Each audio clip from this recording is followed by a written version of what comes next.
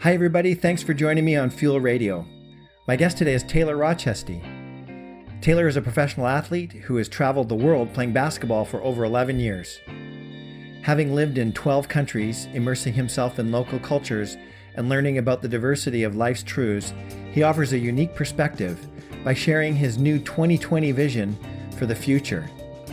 Using a positive filter to all that he encounters, Taylor is unwavering in his optimism and powered with a purposeful voice to inspire positivity and happiness.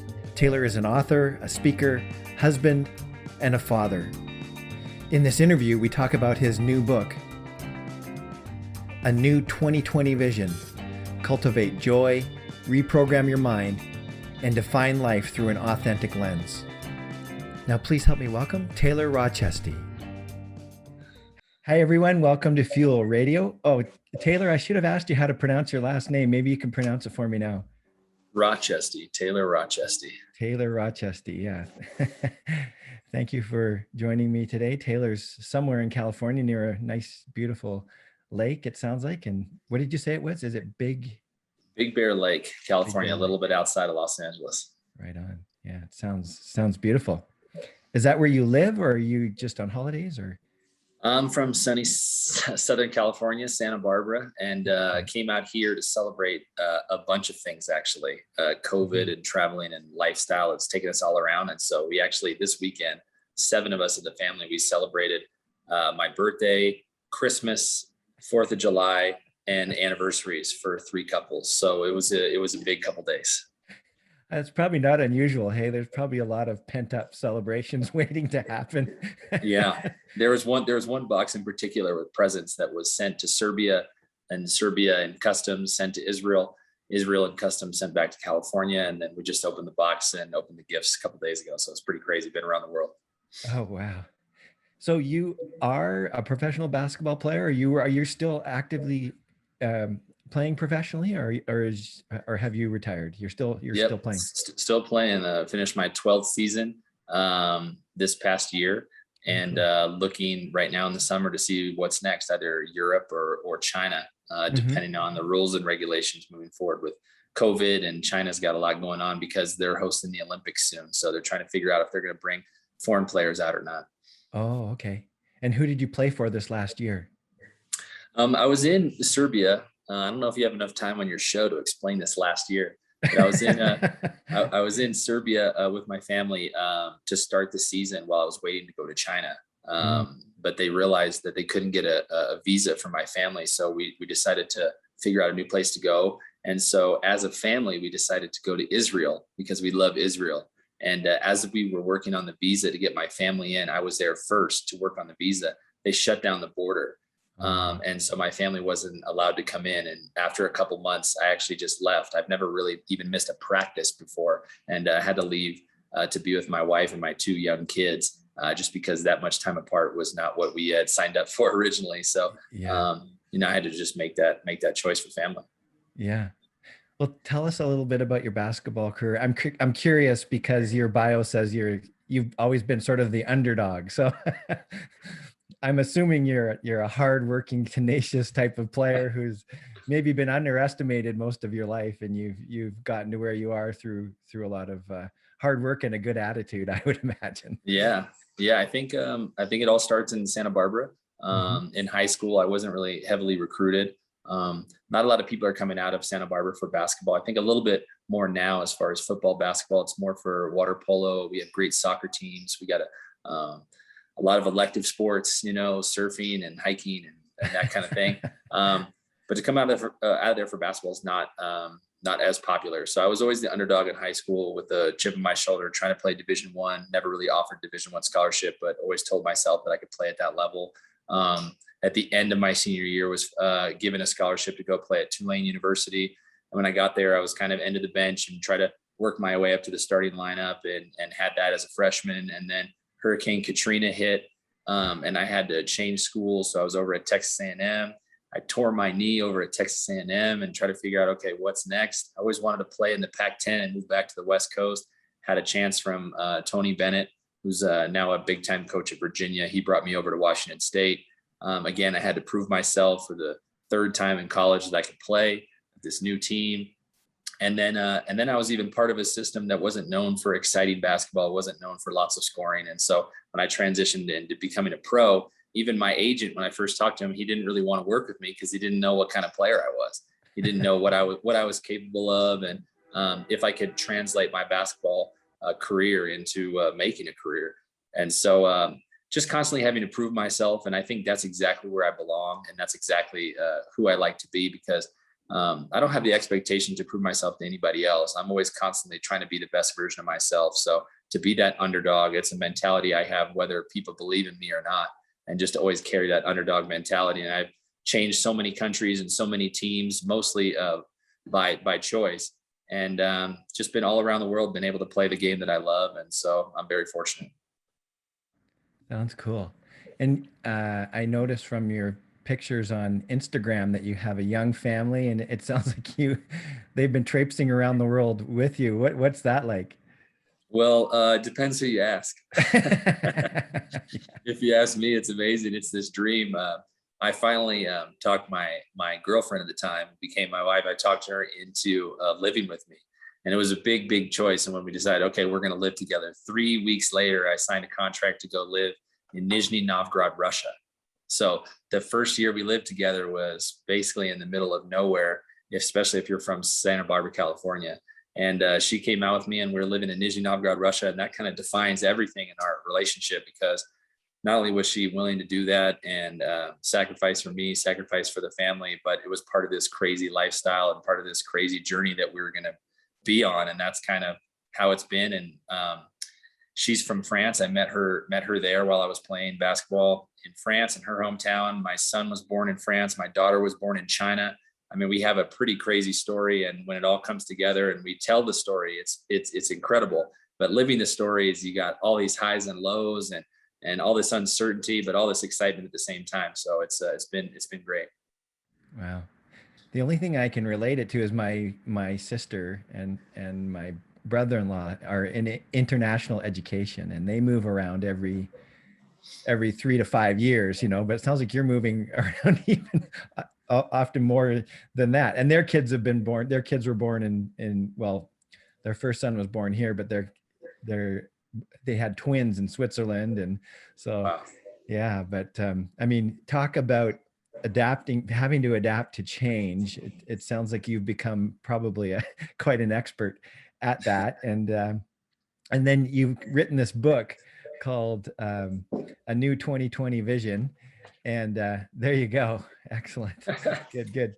I was admitting to Taylor, I haven't had a chance to read it yet, but I will. I'll grab a copy after we get off this call later today and read it. Looks excellent. It sounds like it's a book that's really needed for today. But let's go into this. Let's delve into the story just of the book just a little bit. I love stories. What inspired you to write this book? I think that's the best part about it. I was never really a reader, never really a writer.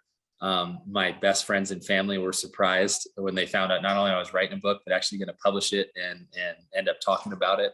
When my wife was pregnant with our daughter, which was about 4 years ago, I had this idea of writing my daughter a letter for the future that maybe she would open when she graduated high school, to let her know what kind of thoughts I had, what dreams I had, and aspirations I had for her future. And so it was actually a letter to my unborn daughter at the time, that was just encouraging her to be herself and not give in to the pressures and expectations of the world. And then that turned into something else. And then when we moved to China, I had a lot of time traveling and on the road, and we gave birth to our daughter in China. And just spending all that time, I wanted to cultivate some of these ideas I had, turn them into bigger ideas, turn them into paragraphs, into pages, into chapters. My wife helped me narrow down, all the thoughts I have in my head.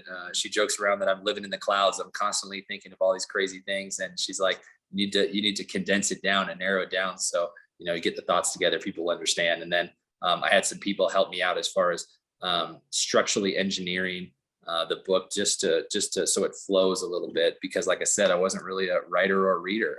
I don't have inspiration from other books or things I wanted to model it after. It was just very authentic and very me. And so that was the origin of the book. And then I'm super excited about it. It was one thing to write it, and then it was a whole different thing to publish it and be part of this whole new world of trying to figure out how to get the book to people's doorsteps and to have them read it and be part of this message of positivity and message of hope for the future. So I'm really excited for my kids to read it. And then it turned into really excited for everybody to read it, and even for myself to learn from it. Yeah, it's fascinating. It so often the journey of writing the first book is quite an interesting story. Almost every author has quite a story. It's quite something to give birth to a book, and there's a lot more work involved in it, I think, than a lot of people realize, right? Yeah. And just from what I can see from the book, it's something that's really needed right now. And I mentioned your ability to, and your experience with adapting to change, because the world is changing fast. I know it's just a generality, or one of those things that people always talk about, but it sure is. So it sounds, and now that we're coming out of COVID, who knows what, Yeah. things are going to keep changing. And so I think it sounds like it's a really timely book, and covers some timely subjects. I was interested in one of the headings that talks about cultivating joy. And so I'm assuming what you're getting at there is that joy isn't necessarily something that just happens. It's something that we have to work at. I'm wondering if you could say more about that. Yeah, I think a lot of people are looking at joy, and they're looking at happiness as a kind of a reactive type of emotion. Something great happens and I'm feeling joyful, or I'm feeling happy. But I think of it more almost like as like a muscle that you can work out, and that you can build, because there's organic ways to bring that about you. Just like I talk about highlighting happiness, where my wife is French. I was trying to learn how to speak a little French, and I was putting little note cards all over my house that said, like, this is what doorway means, or this is what fridge means, and all that kind of stuff. And I was highlighting French everywhere that I looked, to try to build my French vocab. And then the same thing kind of goes for happiness. When you can put happiness around you, and you can realize the triggers that make you happy, the things that make you unhappy, some things that you can steer clear of, you can really generate and cultivate a joyful happiness surrounding around you. And a lot of people say you need to surround yourself with the right things, or surround yourself with the right people, but it's even more than that. It's the way that you wake up every morning. It's the way that you let the world tell you who you are. You tell the world who you are. And so there's definitely different things that you can cultivate, that you can do to bring joy into your life each and every day. It's kind of a decision, isn't it? Sort of a daily decision of what you're going to focus on, right? Yeah. True. Well, interesting thing, I was thinking about it yesterday, that a lot of positive things don't come with the absence of all negative things not existing. If you're happy, it doesn't mean that sad things aren't happening around you. It just means that your mind is focused on those happy things. So if there's a way to reshift your mind and reshift your focus, you should be working on that each and every day, because it's so key to living your life. Because every time you open a door, every time you walk in a door, you're walking into something that's unknown for the most part. And so I like to think of the idea as, I'm happy before I walk into any room. So whatever room I'm walking into, I know who I am. I know the positive things about me, the weaknesses that I have, the great things going on in life, the sad things going on in life. I'm happy with all of that, and I'm happy with who I am, and I can walk into each room with that confidence. That's really cool. I know a lot of coaches talk about, sort of choosing your energy. How are you going to show up? It sounds like you're doing that. I like your image too of the sticky notes around that. That's great. Another subject, if we can move on, is just reprogramming your mind. And sort of neuroplasticity is something I've been sort of fascinated with over this past year. And just the idea that, science shows us that we can sort of, by just from what we even just talked about, by focusing on different things over a period of time and creating positive habits, we can actually reprogram our minds, which is good news for someone like me who tends to be a bit of an Eeyore. Man, I just watched Winnie the Pooh with the kids last night. I was trying to explain Eeyore. I said sometimes you need that character to highlight other things. So that's funny that you brought that up. Yeah, I think there is even an exercise. There is an exercise where someone will go into corporations and try, and sort of as a team building exercise, and you decide which character are you. Yeah, that's awesome. Yeah. I love it. Yeah, there's a whole philosophy and psychology behind Winnie the Pooh. That's great. So you talk about daily applications to reprogram your mind. Maybe you could tell us a bit more about that. The first thing is super clear. What's your morning intake? What's happening first thing in the morning? And I say, by the time that your feet hit the ground, literally, there's a bunch of things that have already taken place that are telling you how your day is going to be. A lot of people, the first thing they do is they reach for their phone. A lot of times I do that too. If you've set an alarm, you're hitting your alarm, and then what do? You see that you got a message. You see that you didn't get a message. I joke around that people check the weather app, and subconsciously they don't even realize, they think they're not going to have a good day because it's not going to be sunny out. And then they have all these external factors that come into play before their feet even touch the ground. And so when you have an understanding of how positive your mind can influence your day, you can wake up and you just have to focus on that first. Focus on what you're excited about, who you are, how you're feeling today, how yesterday was, and who you want to be in the future. You can think about all those things and program who you are as a person internally before you're going to let the external world take effect into your emotions and your thoughts. Even something checking the stock market, you can see that the stocks are good today. You're a long-term investor that don't even care about the short-term stocks. Well, it still plays an effect on your psyche to say, oh man, the stocks are down today, even though that doesn't affect you. Subconsciously, you're starting the day with a loss, and you should start the day with a bunch of wins, especially internally. I do something at night where I write down a lot of things, kind of how the book started a little bit too. I write down goals that I have. I write down quotes that I like. I write down things that are inspiring. You can create lists. Sometimes people have dreams, but they can't reach it because they think it's too far away. But if you write down your dreams, then you can see it tangibly, and you can make lists on how to create those dreams for yourself. My mom used to joke around and still talks about it. You make a plan, work a plan. So you have a plan there, and then you figure out how to get there. And so creating lists, starting with a good morning intake. The big thing I like to do as a daily application is stop complaining. Complaining is one of the biggest things that we all do. It's one of the things that actually brings us together for the most part, because we like to complain about something, and we love people to help complain with us and empathize with us and sympathize with us. And what you realize is, if you cut that complaining out, you have to fill your mind, your words, your actions with something else. And it's pretty mind opening once you realize that, like, there's a lot of space there if you're not going to complain, to fill it with positive things. And so these are all things that help those daily applications that help cultivate joy each and every day.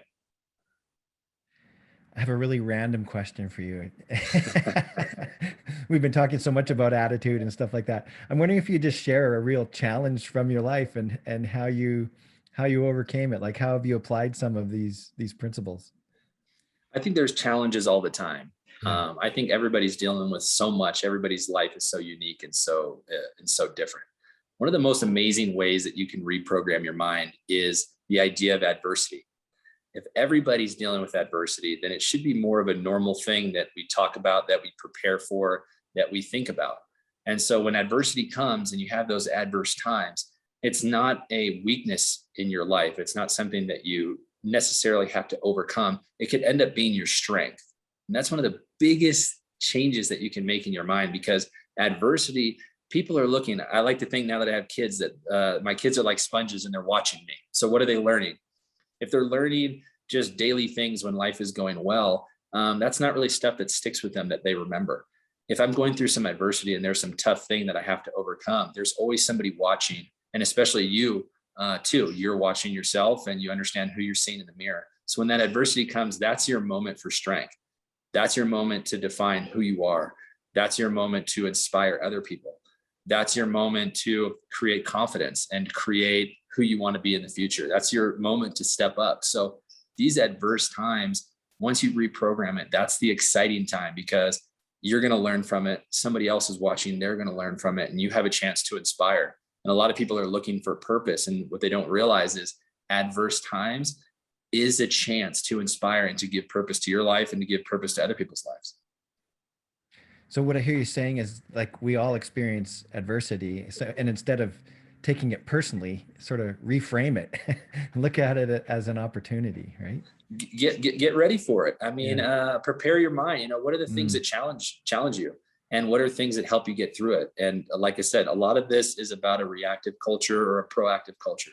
And so I can be proactive about it. I'm going into a situation. I play basketball. I'm going into this game. I'm playing against this player that I don't like playing against. All right. So what can I do? What do I need to do if times get tough? I talk a lot about, people ask me about breathing techniques and about, do I meditate or do I visualize? And one of the things I go into a game, and I know if times get tough, I try to pick out a young kid in the crowd. I try to pick out someone less fortunate than me that might be in a wheelchair or handicapped. And the only reason why I say less fortunate, because they might want to be out there playing basketball. Not that I'm living a better life, but they might want to be out there. And I refocus my mind to realize that it's not about the quick adversity that I'm feeling. It's about the bigger picture. And it's about this kid that's watching the game that's just so excited to be there and is so excited for the next play. He's not worried about the mistakes that I've already made. So you can learn about who you are and how you deal with adverse moments, because each and every adversity that you face is going to be different, but it kind of triggers the same type of emotions inside. And you need to realize how you deal with your adversity and how you can move forward.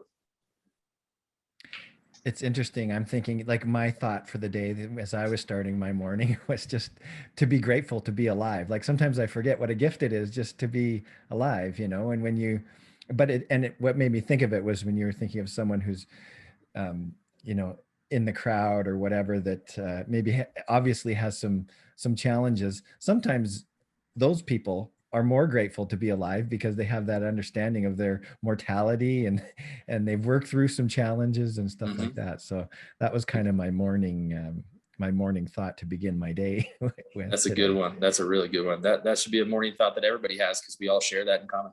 Yeah. Yeah. Awesome. Um, you talk about authenticity. It's certainly a buzzword today, and just from meeting you today, you give me that impression that you're a very authentic person, and you talk about defining your life through an authentic lens. I'm not sure what that means, so maybe you could unpack that for us just a little bit. An authentic lens. I like to. Well, it's interesting. Writing this book is very humbling, because there's a lot of people close to you that are going to read it. And so they'll look at you straight up and they'll be like, hey man, that's not you, or that is you. You have a lot of thoughts, but you don't live up to those thoughts. So I had to humble myself down and realize, who am I and what's my authentic self? And I have to write that down and share that with the world and with my family and with everybody. So that was the humbling thing about writing the book. And I think some of the greatest feedback I've received is, hey man, that book is really you, the people that know me. So I think creating your authenticity is everything. The lens that I have, I like to talk about having a positive filter. So I talk about in the book, where you can choose, like we said earlier, a lot of life is a choice. You can choose if you're going to positively filter everything, or if what I call a guess filter, if you're going to try to guess filter the world. When you positively filter the world, it's a naive kind of way of looking at the world, where everybody's like, oh, I got that one friend that kind of lives in the clouds and always thinks about rainbows and butterflies, and he's super naive and he doesn't realize that bad things happen and all that kind of stuff. Well, I realize that, and I'm fully aware of that, and I come to a great understanding that life can be adverse and there's a lot of crazy stuff going on, but I'm going to choose to positively filter the world, because if you're trying to guess filter everything that's coming into you, then you're really having to understand every single person you've ever met, the complexities of people, the complexities of communication, the complexities of life itself. And even your best friend or your husband or your wife, they're coming home and you don't know what kind of experience they've had just on the drive home. If they were sitting in traffic, not sitting in traffic, you don't understand how people are feeling at all moments of the day and the context of what they're saying at all moments of the day. So instead of trying to explain that and create some algorithm in my mind that helps me filter the entire world, I just choose to positively filter it, which means that people are speaking in a way that's only going to create positivity for me. If they're being mean, then I can learn from that and realize that I don't want to be a mean person and I want to be a kind person. And I realize what kind of communication I don't like hearing, and that helps me move forward. If they're being nice, I like to use that to create relationships and realize they're a good person and build on that. And so everything that I'm seeing, everything that I'm experiencing, I use that in a positive way. And so that's kind of the 2020 vision. And that's the idea of having a new lens. And you can create a new lens, and every day you have an opportunity to choose how you're going to look at the world moving forward. Is the world working against you? Is it working for you? You just said you wake up, you're just happy to be alive. That's a great way to positively filter the world, because you might wake up and something negative is happening, but you're like, hey, I can experience that negative thing because I'm alive today. And that's a huge positive way to filter the world. That's a great way to start. Cool. You talk about kindness in the book and why we should be kind. I'd like you to expound on that a little bit. I always chuckle a little bit because the Dalai Lama said that, and I'm not Buddhist or anything like that. I don't follow the Dalai Lama, but I think he's a pretty wise person. He said at one point that his religion is kindness. And I think people, more serious religious people, just sort of laughed at him. But I've continued to think about that, and it's again, it's not a bad lens to look at the world or have that be your motivation for life and approach to life. So, what does that mean to you? I think it's a pretty short answer from me, where kindness, when I'm going about doing the things that I'm doing and what motivates me, and I think of the idea of why am I kind? Some people think of kindness as I'm being kind to someone because they deserve my kindness, that they're a nice person. They're someone that I love. They're someone that's been nice to me or kind to me. So I'm going to be kind back to them. And what you have to realize is you have to wake up in the morning and say, am I a kind person? Do I want to be a kind person? And I think for most people, the answer would be yes. And so I'm not being kind to people because they deserve my kindness. I'm being kind to people because I'm a kind person, and that's who I want to be. And when I look in the mirror and I try to define who I am and I try to figure out who I want to be, that's a person that I want to be. And so you can get away with all the external things that are happening in your life. And you can realize that each moment I can choose to be a kind person. I can choose to be someone that is kind to all people. And again, I'm saying that that's not based off of them deserving the kindness. That's just based off of the person who I am. In everything you're saying, I'm hearing a lot of choice involved in the matter. Yeah. Right? We have we have decisions to make. These things like kindness are a choice, aren't they? Yeah. For sure. Yeah. For sure. Um, Excellent. Well, the book's had, it sounds like it's had a good response. Was it one of the top, Forbes rated it as one of the top 21 books to read in 2021. So that's got to be kind of cool. Yeah, that's awesome. What's been the response like, and what's been the feedback from readers and stuff like that? Well, I'm getting used to trying to promote myself. It's one of the hardest things for me to do, but I've been told over and over again that I got to talk about it. So it reached top lists on Amazon, which was really exciting. Number one in a couple of different categories. I'm really proud that it was number two on the Wall Street Journal, and that's dealing with sales and people actually going out there and buying the book and being part of this message. Some of the great feedback, like I said, is that it's authentic to who I am. And so the people that read it have written back and not only learned something or tried to apply something into their life, but realize that they can connect with me and understand who I am on a deeper level, which is really exciting. Because at the end of the day, I just want to be part of this message, and I want to be part of this positive culture moving forward. And so my ultimate goal is just to motivate and inspire, and even do that within myself. As I'm reading my own words and having to live up to a lot of things that I'm writing down. But it's had some great success, and I want to use that as momentum moving forward to open doors into changing people's lives. Nice. What do you see yourself doing after basketball? 1,000 things. I've wanted to be a professional basketball player since I was 5-6 years old. Sure. I was the only kid in the entire world that grew up in America that said, when I'm done with college, I'm going to be playing basketball overseas professionally. I think I said that when I was in 6th grade. I didn't even know there were leagues, but I knew I wanted to travel the world. I knew I wanted to play basketball, and I'm getting a chance to do that. But as I've gone around the world and experienced all these amazing things, it just opens up my mind to new and exciting adventures. And so anything's possible. My wife has been an amazing support for me. So maybe it's her turn. Maybe I finish playing basketball and say, hey, how can I support you? And what can I do for you? If she's got something that she wants to get involved with. But like I said, I just want to be part of this positive train, this positive culture that's inspiring the next generation, inspiring my kids, and bringing joy into my life. It's so great to travel, isn't it? And give you that different perspective. When I was 19, I spent some time in Asia, and it was such an eye opener. And ever since then, I've just said to people, yeah, if you get the opportunity, you need to go to the developing world and see how the rest of the world lives. What's that been like for you? I think the amazing thing is you get to realize who you are and what you believe. Yeah. Because when you grow up in let's say this one town, there's kind of an idea of how you live life and what kind of food you eat, and Yeah, it's pretty eye-opening, isn't it? Yeah, how you spend your Thursdays and Fridays. Yeah. And so when you go around, you realize like, hey, I like this, I like that. And then my wife and I are really excited to take all the things we've learned from different cultures and incorporate that into our family life, into our future, into our routines. And it's eye-opening for sure. Yeah. Yeah, you're a multinational family. You've got you married someone from France, and you're American. So yeah. Mm-hmm. Yeah. Excellent. Just a funny story. My mom's maiden name is Young, and we always thought it was Scottish, but we found out just recently that it might be French. We may might be French on that side.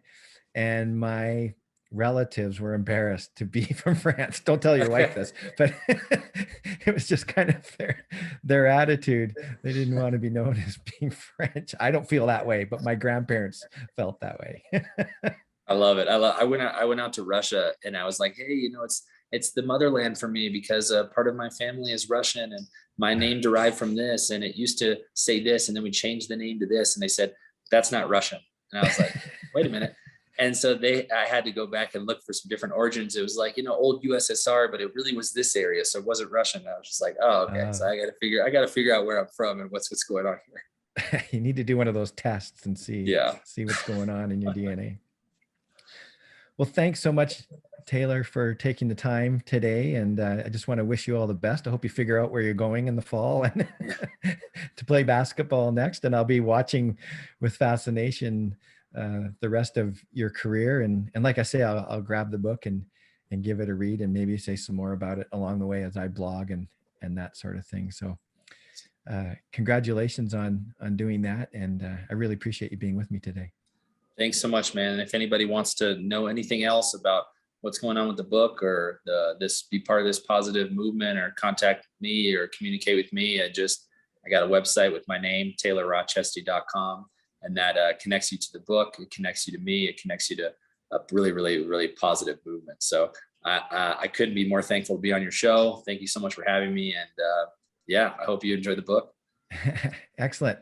And if people are listening on Apple Podcasts or whatever, we'll have links to all of Taylor's stuff in our show notes. And check out his Instagram account too. There's a link tree thing there that's got all your links in there to where you can get the book. And I don't think it has a link to your website though. So yeah, it's taylorrochestie.com. How do you spell your last name for our listeners again?